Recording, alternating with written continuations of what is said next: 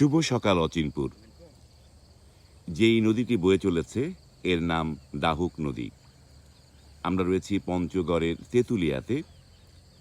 তেঁতুলিয়ার এই চা বাগান ঘিরেই বা চা বাগানের পাশ দিয়েই বয়ে গেছে ডাহুক নদী। চমৎকার একটা জায়গা। এই চা বাগানটির নাম ময়নাগুড়ি চা বাগান। আমরা রাত্রি যাপন করেছি এই চা বাগানের বাংলোতে, আর ঠিক পাশেই হচ্ছে এই ডাহুক নদী। এবং এই নদীতে খুব বেশি একটা কিন্তু পানি থাকে না, হাঁটু পানি বা কোমর পানি। আমাদের রবীন্দ্রনাথ ঠাকুরের যে কবিতা, বৈশাখ মাসে তার হাঁটু জল থাকে, পার হয়ে যায় গরু, পার হয় গাড়ি। এবং এটি বৈশাখ মাস না, এটি নভেম্বর মাসের 14 তারিখ। তারপরও এখানটায় এতটুকু পানি রয়েছে, এটা খুব ভালো। আমরা আপনাদেরকে এই চা বাগানটি একটু ঘুরে দেখাই। এই চা বাগানটির এই অংশটায় একটু টিলার মতো।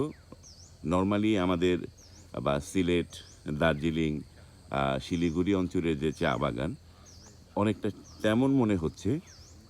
এবং আপনাদের বলে রাখি, যেহেতু তেঁতুলিয়া বললাম, তেঁতুলিয়ার ওপারেই কিন্তু শিলিগুড়ি, এবং তারই যে প্রভাবে এই জায়গাটায় বেশ ভালো চা হয়।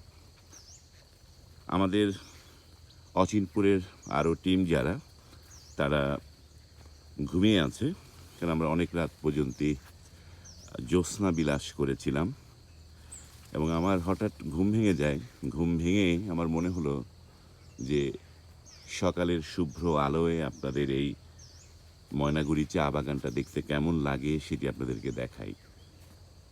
খুবই সুন্দর, অসম্ভব সুন্দর, ভালো লাগা এই ময়নাগুড়ি চা বাগানটি। আমাদের অচিনপুরের রিয়াজউদ্দিন খোকন ভাই, উনি ঘুমিয়ে আছেন।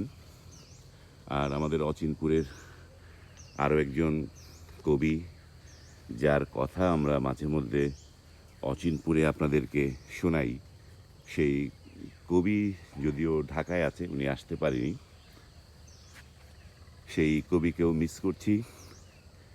এত নির্মল, চমৎকার একটি জায়গা। এবং এই যে তেঁতুলিয়ার এই অংশটায়, এইখান থেকে নাকি কাঞ্চনজঙ্ঘা দেখা যায়, কিন্তু কুয়াশাটা এত প্রখর, যার কারণে আমরা এখানকার যারা আছেন তাদের জিজ্ঞেস করেছিলাম যে ঠিক কোন সময়টা এই দেখার সম্ভাবনা আছে। তারা আমাদেরকে যেটা বলেছে যে যদি কুয়াশাটা কেটে যায় 10টার দিকে একটা সম্ভাবনা আছে কাঞ্চনজঙ্ঘা দেখা যাওয়ার। তো আমরা সেই চেষ্টাটা করব, যেহেতু ঘুম ভেঙে গেছে, সেটি আপনাদেরকে দেখানোর চেষ্টা করব। এই জায়গাটি বেশ খোলামেলা রাখা হয়েছে। অনেকে আসেন এই জায়গাটায় একটু একসাথে বসে খানাপিনা এই জায়গাটায় হয়। এবং যেহেতু এখানটায় ফাঁকা রয়েছে এবং জ্যোৎস্না এই জায়গা থেকেই চমৎকারভাবে উপভোগ করা যায়।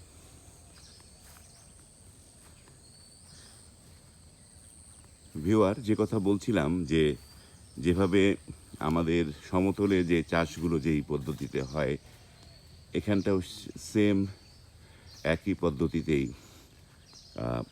চা চাষ হয়। এই যে এটি হচ্ছে বিস্তীর্ণ চায়ের বাগান।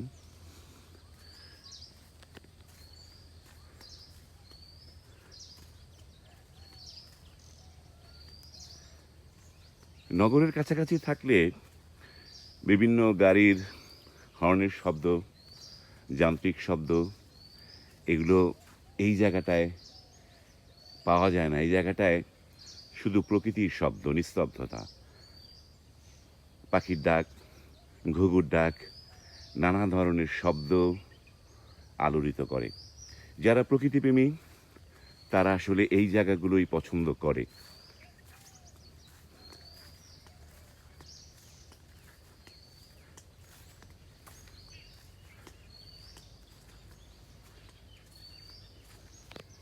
সকালের এই সময়টাতেই আসলে চা তোলার কথা, কিন্তু গত কয়েকদিন কুয়াশা পড়ায় তাদের চা তোলার বিষয়টি এখন বন্ধ রয়েছে। হয়তো আবার ২-১ দিন পরে নতুন কুঁড়ি যখন হবে, এই নতুন কুঁড়ি হলে তখন তারা আবার চা তুলবে। এই চা তোলার যে বিষয়টা, সেটি আমরা তারা যে চা পাতা তুলে, কি তুলে সেটি আপনাদেরকে আ একটু বোঝানোর চেষ্টা করি। সেটা তাহলে আপনারা বুঝবেন। আমরা যদি এইটা ধরি, দেখেন এখানে এইটা হচ্ছে কুঁড়ি, পাতা হয়নি। আর এইটা এখানে ২টি পাতা, ২টি পাতা ১টি কুঁড়ি। এইটি হচ্ছে চা বাগানে যে চা শ্রমিকরা যারা তুলে, এগুলোকেই তুলে। ২টি পাতা ১টি কুঁড়ি। এটি হচ্ছে চা বাগানের যে পাতা ছিঁড়ে, এই পাতাগুলোই ছিঁড়তে হয়।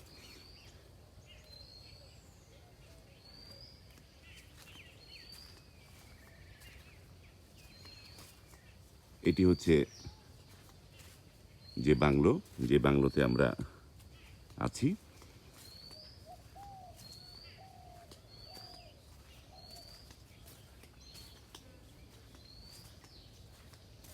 ভিডিওটা আমি ইচ্ছে করেই বড় করছি এবং মাঝে মাঝে চুপ থাকছি, যেন এই পরিবেশটার শব্দগুলো, প্রকৃতির শব্দ আপনাদেরকে শোনাতে পারি।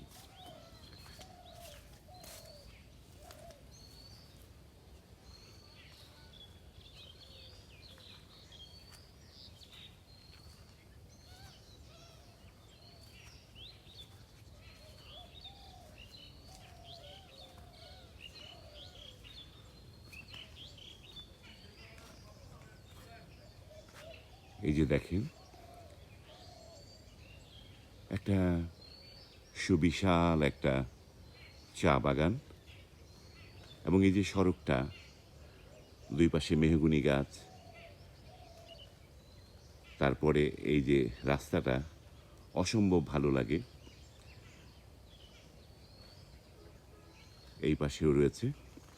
আর যেই বাংলোটার কথা বলেছিলাম, এই যে সেই বাংলোটি, এই বাংলোটির, এই চা বাগানের যে মালিক রায়হান ভাই, উনি এই বাংলোটির নাম দিয়েছে বনবাসা। সুপ্রিয় ভিউয়ার, এই চা বাগানের, এই তেঁতুলিয়ার এই অঞ্চলের আমরা আরও বিস্তারিত তথ্য দিয়ে আরেকটি ব্লগ করব। আজ এখানে শেষ করছি। যদি ভালো লাগে লাইক, কমেন্ট এবং শেয়ার করবেন। ভালো থাকবেন। Bye bye.